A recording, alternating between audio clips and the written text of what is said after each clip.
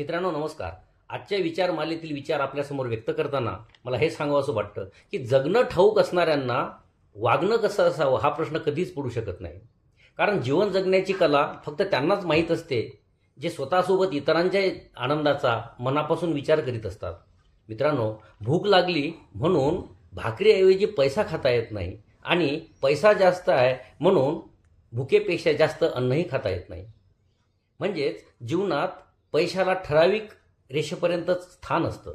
दुसऱ्यांच्या सुखासाठी प्रयत्न करणारी माणसं या जगात कधीही एकटी नसतात. मित्रांनो, एखाद्याचा साधा स्वभाव म्हणजे हा त्याचा कमीपणा नसतो, तर ते त्याचे संस्कार असतात.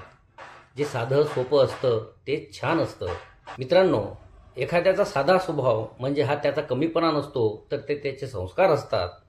जे साधं सोपं असतं तेच छान असतं, मग ते जगणं असो वा वागणं.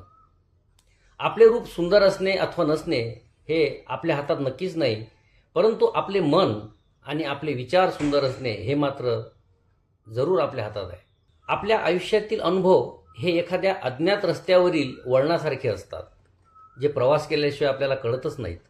मात्र स्वतःच्या आत्मविश्वासाची ढाल जर मजबूत असेल तर जगाने तुमच्या खच्चीकरणासाठी कितीही प्रयत्न करू द्यात, कितीही उलाढाल करू द्यात, त्याने काहीही फरक पडत नसतो. मित्रांनो, टिपावं तर अचूक, नेम तर सारेच धरतात. शिकावं तर माफ करायला, राग तर सगळेच करतात. खळगी भरावी तर उपाशी पोटाची, पोट भरून तर सारेच जेवतात. जगावं तर इतरांसाठी, स्वतःसाठी तर सगळेच जगतात.